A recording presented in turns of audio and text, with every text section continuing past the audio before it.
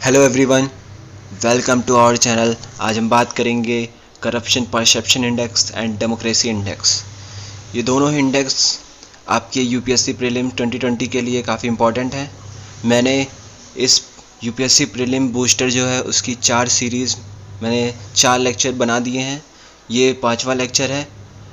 जो प्रीवियस के 4 लेक्चर हैं उनमें मैंने सारे इंडेक्स कवर कर रखे हैं। ये 5th लेक्चर है। इसके बाद एक लेक्चर और आएगा इंडेक्स का, तो टोटल मैंने 12 इंडेक्स कवर किए हुए हैं, जिसमें से मैंने 8 पिछले 4 जो वीडियोज़ हैं उनमें मैंने कवर कर लिया है।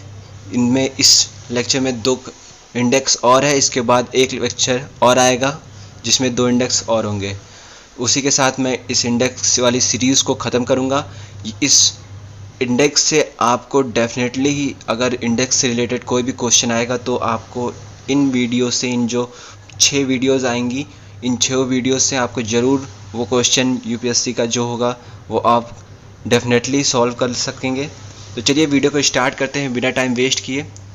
उससे पहले अगर आप चैनल पर नए हैं तो चैनल को सब्सक्राइब करना बिल्कुल ना भूलिएगा, और साथ ही इस वीडियो को ज़्यादा से ज़्यादा लोगों तक शेयर करिए।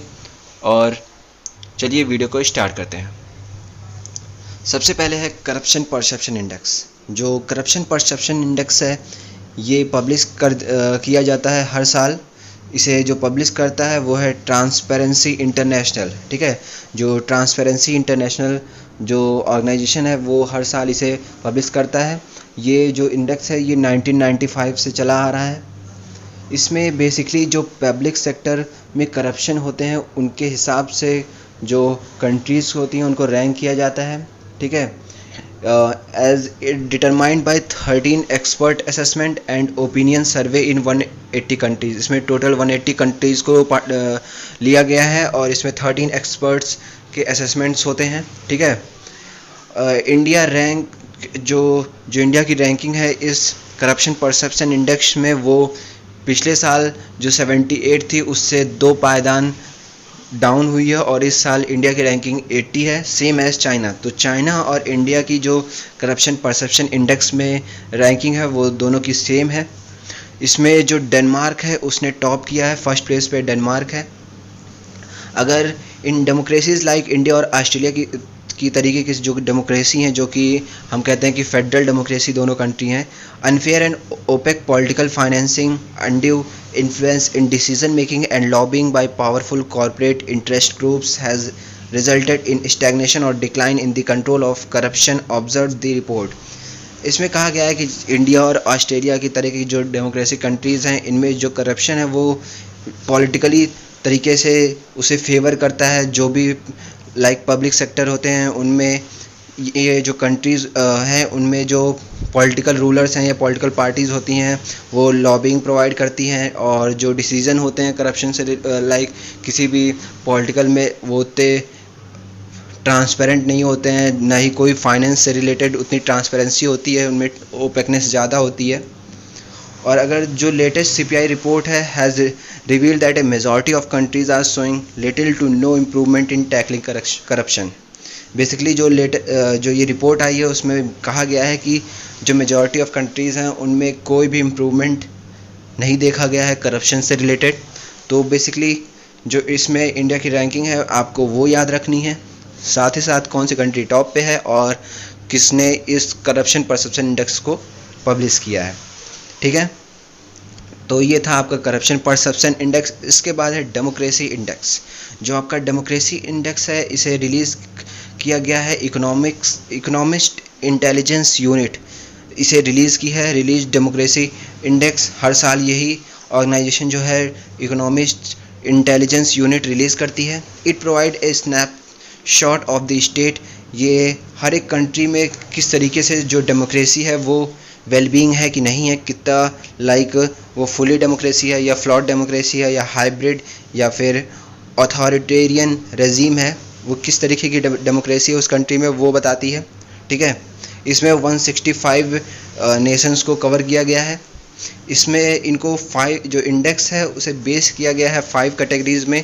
इलेक्टोरल प्रोसेस एंड प्लूरलिज्म, उस कंट्री में जो इलेक्शन के प्रोसेस होते हैं उनको वो किस तरीके से कंडक्ट होते हैं। सिविल लिबर्टीज़ कितनी हैं लोगों को, ठीक है। फंक्शनिंग ऑफ गवर्नमेंट, गवर्नमेंट की फंक्शनिंग कैसी है, क्या गवर्नमेंट में कोई इंटरफेरेंस है पब्लिक का या प्राइवेट का, किस तरीके से जो रूल्स एंड रेगुलेशंस होते हैं वो किसको फेवर कर रहे हैं। पॉलिटिकल पार्टिसिपेशन कैसा है, वुमेन्स की पार्टिसिपेशन कैसी है, पॉलिटिकल कल्चर कैसा है उस कंट्री का, ठीक है। ये 5 उसके कैटेगरीज हैं। Based on the score on 60 indicators, इन जो 5 कैटेगरीज है इनमें 60 इंडिकेटर्स बनाए गए हैं और उन 60 इंडिकेटर्स के हिसाब से जो कंट्रीज़ हैं उनकी रैंकिंग की गई है कि जो कंट्री है वो फुल डेमोक्रेसी है या फ्लॉड डेमोक्रेसी है या फिर हाइब्रिड रेजीम है या fourth one is authoritarian regime. इसके बाद अगर मैं बात करूं इंडिया की, तो इंडिया ने स्लिप किया है 10th place to 51st position, ठीक है। इंडिया स्लिप्ड 10 प्लेस, 10 पायदान इंडिया की गिरावट हुई है और 51वें पोजीशन पे है इंडिया की रैंकिंग इस साल। It is placed in the flawed democracy category, India को उसने कैटेगराइज किया है फ्लॉड डेमोक्रेसी में, ठीक है। और it's score down from 7.23, last year जो 2018 का था उसमें 7.23 थी इंडिया की रैंकिंग, इस साल ये हुई है 6.90 in 2019। Is its lowest ever since the democracy index was begun, ये जब से जो डेमोक्रेसी इंडेक्स है 2006 से जब से स्टार्ट हुआ है तब से ये लोवेस्ट है, ठीक है, इंडिया की।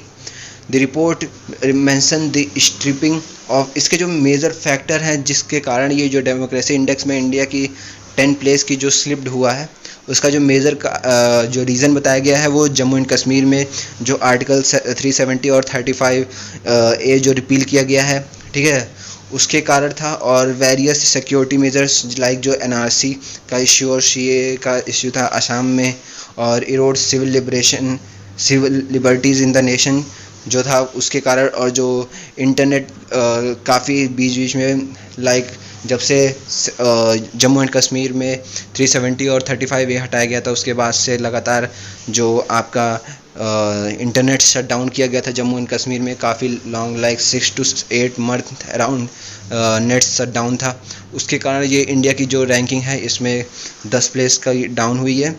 तो ये था आपका डेमोक्रेसी इंडेक्स और आपका करप्शन परसेप्शन इंडेक्स। अगर ये वीडियो आपको पसंद आया हो तो इस वीडियो को ज़्यादा से ज़्यादा लोगों तक शेयर करिए और वीडियो को लाइक करिए और चैनल को सब्सक्राइब करना बिल्कुल ना भूलिएगा। इसके बाद एक वीडियो और आएगा जो इन इंडेक्स का लास्ट वीडियो होगा। मैंने करीबन 12 इंडेक्स, अभी तक 10 हुए हैं, 2 इंडेक्स नेक्स्ट वीडियो में और आएंगे, तो मैं 12 इंडेक्स को कवर कर रहा हूँ जो कि सारे इंपॉर्टेंट इंडेक्स हैं। मैंने केवल उन्हीं को कवर किया हुआ है, ठीक है, जिनमें से क्वेश्चन बनने के पूरे आसार हैं। अगर कोई भी क्वेश्चन आएगा इंडेक्स से रिलेटेड तो आई थिंक 99% चांस है कि इन्हीं 12 इंडेक्स से आएंगे। तो उसके साथ ही मैं इस वीडियो को समाप्त करता हूँ। तब तक के लिए till then take care, bye bye, जय हिंद।